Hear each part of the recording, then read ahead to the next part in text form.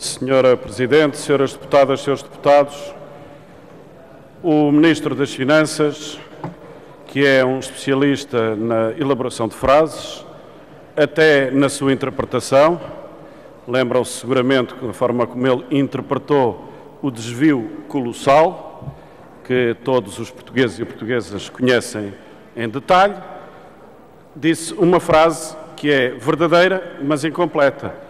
Disse que este orçamento, a política que lhe está adstrita, é o orçamento da hora da verdade. Mas a frase está incompleta, porque é a hora da verdade da mentira. É a verdade da mentira.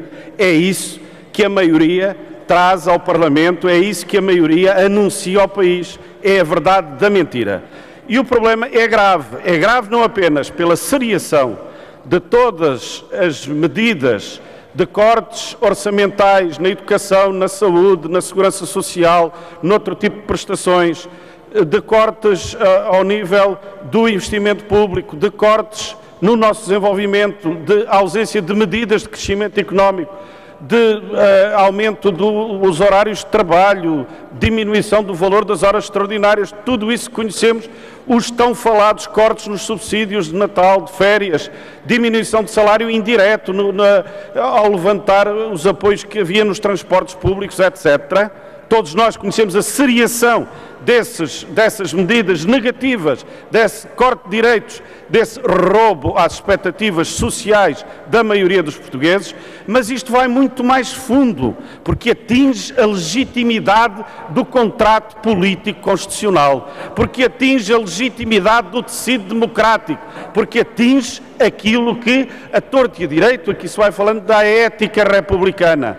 Não se pode estar numa campanha eleitoral, não se pode trazer um programa aos portugueses, não se pode autorresponsabilizar por um conjunto de afirmações e de propósitos e depois a prática política executiva estar não só ao arrepio, mas ser absolutamente contraditória com tudo aquilo que foi afirmado no período pré-sufrágio, que foi garantido aos portugueses que era a vinculação da sua responsabilidade política. E isso é verdadeiramente inaceitável. Isso é um ataque à política, ao exercício da política. Isso é um contributo decisivo para a crise da política, da confiança dos cidadãos e da força do texto constitucional, do valor constitucional que articula e que estrutura a comunidade democrática no nosso país. E, portanto, é absolutamente inaceitável, não podemos deixar passar isto incólume, quando o Primeiro-Ministro dizia que não cortaria em vencimentos, que não cortaria em subsídios, nem de Natal nem de férias, quando não cortaria em determinado tipo de subsídios, e está a fazê-lo. E está a fazê-lo sem uma autocrítica, está a fazê-lo sem reportar aquilo que foram as suas atitudes anteriores. Senhoras e senhores deputados, quando hoje já aqui abundantemente se fala de mentira, é porque a mentira está institucionalizada. Houve tempos neste Parlamento em que nem a palavra se podia utilizar porque escapava ao léxico parlamentar. Hoje a mentira está institucionalizada e é da mentira que nós democraticamente estamos aqui a debater. E a maioria vai ter que responder pela mentira, vai ter que responder pela forma como construiu uma maioria política, como obteve uma vitória eleitoral e ela não tem hoje correspondência na prática, nos factos, no orçamento, nas principais medidas deste Governo. Senhoras e senhores deputados, o Sr. Presidente da República disse hoje, e já o tinha dito anteriormente, que há limites para os sacrifícios. E nós devemos interpretar essa expressão do Presidente da República como sendo um alerta em relação àquilo que é a elasticidade das políticas económicas e da responsabilidade política de quem as orienta. O limite dos sacrifícios foi há muito ultrapassado. O limite dos sacrifícios, queremos nós concluir da nossa parte, que esses sacrifícios não estão repartidos pelo povo português. Estes sacrifícios têm vindo a incidir sobre os mesmos, sobre a maioria da população, sobre os mais carenciados, sobre aqueles que têm a maior necessidade do produto coletivo e não sobre aqueles que são mais privilegiados.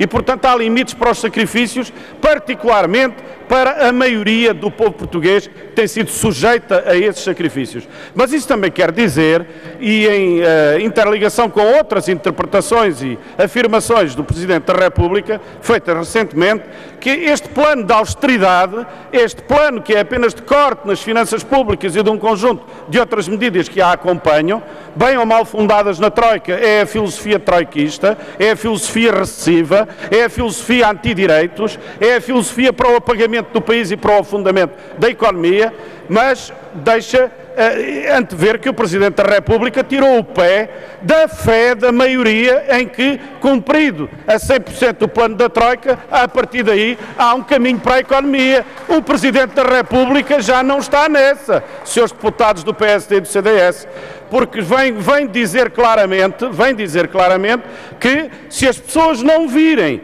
que há condições de crescimento económico, estes planos são todos de balde, eles todos estarão inviabilizados no processo nacional. E, portanto, esse alerta também mereceria uma palavra da maioria, mas a maioria fica silenciosa quando o Presidente da República fala acerca destas matérias, ou seja, se aproxima, não por ser de direita ou de esquerda, mas pela inevitabilidade do senso que as coisas têm em si, que é necessário reestruturar a dívida, que é necessário renegociar aquilo que são as condições externas e também parte das condicionalidades que estão contidas nesse programa da Troika. Senhora Presidente, vou terminar dizendo que não só essa reestruturação da dívida externa é absolutamente necessária, como a reestruturação da dívida interna, sobre a qual têm todas as dificuldades, ou seja, reestruturar unilateralmente contratos de parcerias público-privadas, negócios de privilégio de grupos económicos em Portugal, porque também é preciso reestruturar a dívida interna e não castigar os mesmos de sempre.